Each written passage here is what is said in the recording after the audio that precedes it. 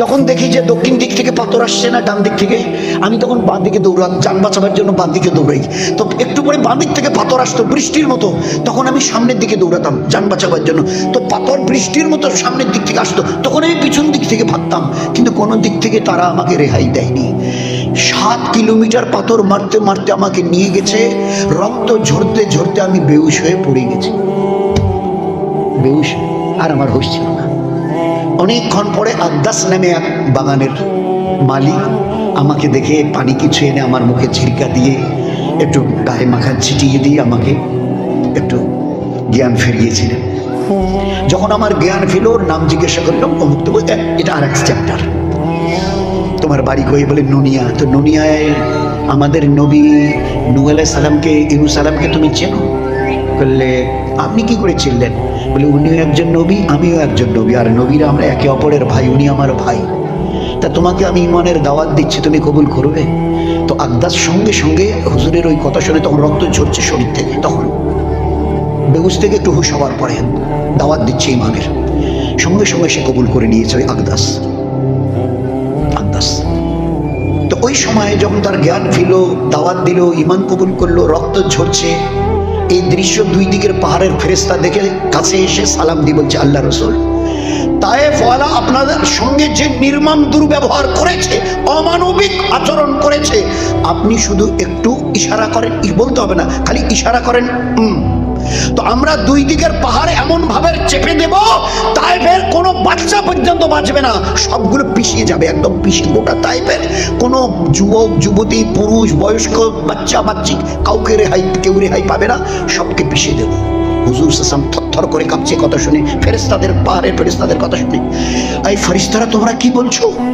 আল্লাহ আমাকে দয়ার নবী বানিয়েছেন মানুষের হিদায়াতের জন্য, জান্নাতের রাস্তা দেখাবার জন্য, আর তাদের বদদোয়ার জন্য তোমরা আমাকে বলছো, পিছিয়ে দেবার জন্য বলছো? না না না, এরা তো নিরপরাধ। এই আল্লাহ, এই ফেরেশতারা কি বলছে? এই তায়েফওয়ালারা তো নিরপরাধ, অপরাধী তো আমি। ভালো করে বুঝি দোস্ত, কি আখলাক, আর ওই আখলাক নিয়ে আমাদেরকে চলতে বলা হয়েছে। নবীর আখলাকে নিজেকে রঞ্জিত করো, রাঙাও। কি বলছেন এ আল্লাহ? ফেরেশতারা কি বলছে? তায়েফওয়ালাদের কোনো দোষ নাই, অপরাধ তো আমার। কেন কেন? আপনি হেদায়েতের দাওয়াত, জান্নাতের কথা শোনাতে গেছেন, আর নির্মম ভাবে পাথর মারলো আপনি বলছেন? বলে যেভাবে বোঝালে ওরা বুঝতো, হয়তো আমি সেভাবে বোঝাতে পারি নাই, তা দোষ তো আমার।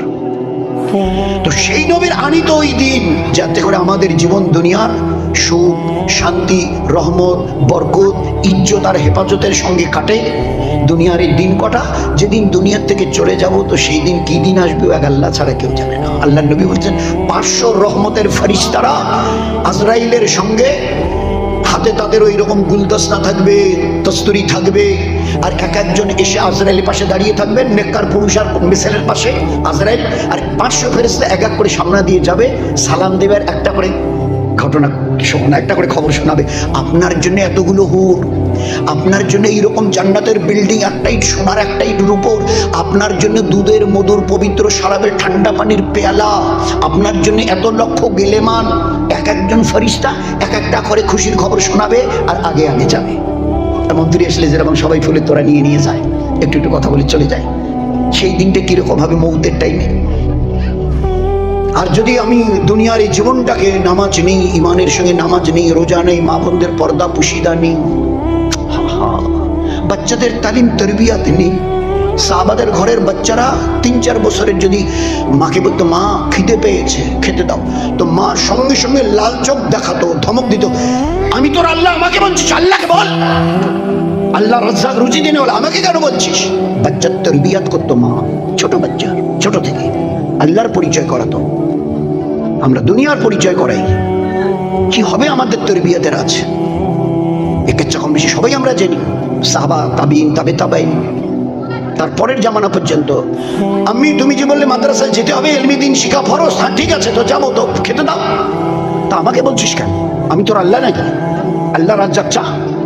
এবারে কিতাব রেখে, আল্লাহ মাদ্রাসায় যাবো, খেতে দাও, 2-3 বার বলে, মা তাড়াতাড়ি করে প্লেটে এনে পিছনে খানা রেখে দেয়, এই দেখ আল্লাহ খানা দিয়েছে, খা, চলে গেল খেয়ে। বাচ্চা মুক্তব থেকে, মাদ্রাসা থেকে চলে গেল, কিতাব রেখে বলছে আমি খেতে দাও, আবার আবার আমাকে বলছো আল্লাহকে বল। হাত মুখ ধুয়ে এসে আবার যেভাবে মা তাই তো চায় মুনাজাত, এই আল্লাহ আমি মাদ্রাসা থেকে এলমি দিন শিখে এসেছি, আমাকে খেতে দাও, খিদে পেয়েছে। 2-3 বার বলার ফাঁকে মা প্লেটে করে খানা এনে পিছনে রেখে দিয়ে বলে, এই দেখ আল্লাহ খানা দিয়েছে, এনে খেয়ে নে। তারবিয়াত চলছে। বাচ্চা গেছে মাদ্রাসা সকালবেলা, জানে যে বিকালে আসবে 3-3:30 দিকে, তো পাশের বাড়িতে একটু কাজ আছে, সেরে আসে, চলে গেছে। আল্লাহর কি ইচ্ছা, মাদ্রাসা তাড়াতাড়ি ছুটি হয়ে গেছে। যাওয়ার পরে কি একটা কারণে ছুটি হয়ে গেছে, বই নিয়ে বাড়ি এসে কিতাব রেখে আম্মি আম্মি 1-2 বার ডাকলো, তো শুনেই না। তো চিন্তা করছে দেখেই বা কি হবে, ওই তো ওই কথাই বলবে, আমাকে কেন বলছিস, আমি তোর আল্লাহ নাকি, আল্লাহকে বল। এবারে হাত তুলে বলছে, আল্লাহ আমি মাদ্রাসা থেকে এসে আমার খিদে পেয়েছে, খেতে দাও। 1 বার 2 বার 3 বার ঘর ফিরিয়েছে, দেখে একটা সুন্দর দামি প্লেটে খানা ভরে আছে। বাচ্চা পেট ভরে খানা খেয়ে ঘর থেকে বেরিয়ে বাইরে গেছে। মা পড়োশির বাড়িতে গেছিল একটা কাজের জন্য, কাজ সেরে বাড়ি এসছে। বাড়ির বাইরে মা আর বেটায় দেখা হয়েছে। মা দেখেই বলছে, বেটা কখন এলি? এই একটু আগে। তো আমাকে ডাকলি না? তোমাকে ডাকলাম তুমি তো শুনলে না। এই বেটা তুই খাবি না? যখন বলেছে খাবি না আয়, তো বেটা উত্তর দিয়েছে, এই তো খেয়ে এলাম মা, এই তো খেয়ে এলাম। কিন্তু একটা কথা কি জানো মা, আজকের যে মজাদার খানা খেয়েছি না, এরকম খানা জীবনে কোনোদিন খাইনি। জানো মা, আজকের যে মজাদার খানা খেয়েছি, এরকম খানা জীবনে কোনোদিন খাইনি। মায়ের চোখে ঝরঝর করে পানি আসছে। বেটা বলে কি, আসমান থেকে আওয়াজ আসছে, এ বখতিয়ারের মা, তুমি তোমার বাচ্চাকে শিখিয়েছিলে, তুমি নাও আমি আল্লাহ খাওয়াই। তোমার বাচ্চা কিতাব রেখে যখন আমাকে 2 থেকে 3 বার বলেছে আল্লাহ খিদে পেয়েছে, আমি আর চুপ থাকতে পারিনি, ফেরেশতাকে দিয়ে জান্নাতের খানা তোমার বাচ্চাকে খাইয়ে দিয়েছি। ফেরেশতাকে দিয়ে জান্নাতের খানা। এ বখতিয়ারের মা শুনে না, তোমার বাচ্চা যদি ওই খানার প্লেট দেখে হাত লাগাতে দেরি করত, আমি আল্লাহ আমার রহমতের হাত দিয়ে আজ তোমার বাচ্চাকে খাইয়ে দিতাম। এই বাচ্চাকে ওই যে দিল্লিতে কবর আছে যার, সে হযরতে বখতিয়ার কাকি রহমতুল্লাহ আলাইহি, এই জামানার কিচ্ছা। এই উম্মতকে একটা আল্লাহ জীবন দিয়েছিল আখিরাতকে বানাবার জন্য, আখিরাতকে বানাবার জন্য। এই জন্য ভাই জীবনটাকে যেন আমরা হেলায় খেলায় নষ্ট না করি। এক একটা সেকেন্ড আখিরাতের কাজে লাগবে। হয় আখিরাতকে সাজাবো, আর নয়তো আখিরাতকে বিগড়াবো, দুটোর একটা তো হবে। এই জন্য দিনটাকে ভালো করে বুঝতে 1 নম্বর, এই যে মাদ্রাসা দরজাগুলো দেখা পাচ্ছেন না, এর দিকে একটু নেক নজর দিই। আল্লাহকে চেনাবার সবচাইতে বড় মিডিয়া মাধ্যম হচ্ছে মাদ্রাসা। কি পড়ানো হয় বলে, আল্লাহর পাক কালাম কোরআন। এটা কোন কিতাব? মুসলমানের জীবনের গাইডলাইনের কিতাব, প্রসপেক্টাস। আল্লাহ কি চেয়েছেন, কেমন জীবন চেয়েছেন, কিরকম আমল চেয়েছেন, কোনটা করতে বলেছেন আর কোনটা ছাড়তে বলেছেন। নামাজটা পড়িস, অন্যায় করাটা ছাড়িস, রোজাটা রাখিস, মদটা ছাড়িস। তো একটা আল্লাহ করতে বলেছে আর একটা ছাড়তে বলেছে, দুটো মিলিয়ে চলি, দিন হয়ে গেল। আল্লাহ খুশ হবে, নবী খুশ হবে, আমার দুনিয়া বনবে, আখিরাত আমার। 8টা জান্নাত আমার জন্য দরজা খোলা থাকবে। দিন is nothing but a very easiest matter. একটা বড় সিধা সাদা জীবনের নাম। দুটো জিনিস, একটা আল্লাহ ছাড়তে বলেছে, একটা আল্লাহ করতে বলেছে। এটা ছাড়ো, এটা করো, হয়ে গেল দিন। বলুন কত সহজ, ভেরি ইজিয়েস্ট। তো এইটুকুকে জেনে যদি, আর এর জন্যে এই মাদ্রাসা, এতে কোরআন প্রথম, ফের আল্লাহর নবীর হাদিস তার সাথে। এ কোরআনে করিম কি বলে, চিউটি থেকে জিবরাইল, নবীরা এর মাঝখানে, নবী রাসূলেরা সবাই মখলুক, নবী রাসূল, আমাদের নবী পর্যন্ত মখলুক। আল্লাহর পাক কালাম এ মখলুক নয়, এই মখলুক থেকে আলাদা। এই কিতাবের এক একটা করে অক্ষর হেদায়েত দিয়ে ভরা, নূর দিয়ে ভরা, আর আজর ও সওয়াব দিয়ে ভরা। তো এই কোরআনে করিমকে সামনে রেখে যারা জীবনটাকে মিলিয়ে নিয়ে চলবো, নবীজিকে দেখে, সাহাবাকে দেখে, আল্লাহ দুনিয়া তো আমাদের জীবন ধন্য করবেন, আখিরাত যেদিন সামনে আসবে কোনো রকম টেনশন চিন্তা ভাবনা কিচ্ছু নেই, চোখ বন্ধ করে আল্লাহ জান্নাতের রাস্তা দেখিয়ে দেবেন। এই জন্য চেষ্টা করবো ভাই সবাই ইনশাআল্লাহ, চেষ্টা করব সবাই। আচ্ছা এতটুকু আমরা যে কজন ভাই আছি বসে, আমাদের মা বোনেরা যারা ভিতর থেকে শুনছে, আচ্ছা একটা নিয়ত করা যায় কি? একটা নিয়ত, যে আমলটার জন্য আল্লাহ আমাদের নবীকে কোনো আমলের জন্য আসমানে তোলেনি, শুধু একটা মনে আছে ভাই কোনটা সেটা? ভাই কোনটা বলেন না একটু ভাই, কোন আমলটার জন্য আমাদের নবীকে আসমানে ডেকেছিলেন? কোনটা? আরে বলে না কেউ কোন আমল? নামাজ।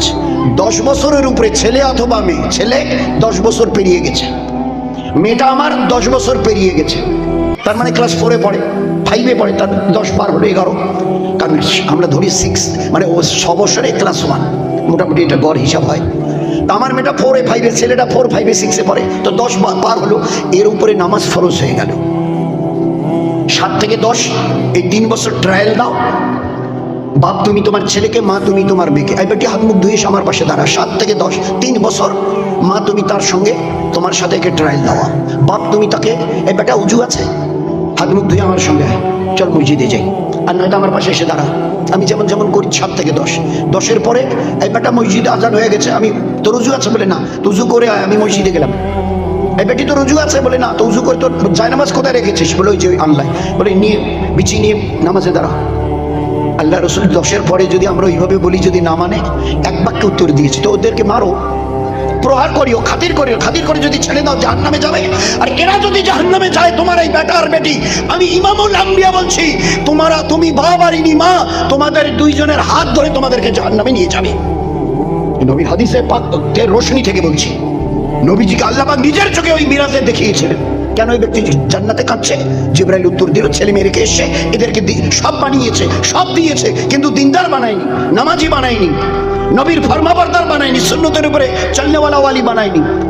এ বেচারা তো নেক আমল করে জান্নাতে চলে এসে বেটা বেটি বেদিনদার, ইলমে দিন শেখায়নি, আমালের দিন শেখায়নি, নাফরমানি করতে করতে করতে করতে ছেলের নাফরমানি, মেয়ের নাফরমানির উপরে আল্লাহ নারাজ হয়ে গিয়ে এই জান্নাতের এই ব্যক্তিকে আল্লাহ জাহান্নামের ফয়সালা শুনিয়েছেন।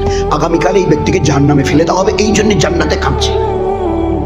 তো এই কোনো মামুলি কথা নয় ভাই, যে কোনোভাবে বাইপাস করে চলে যাব।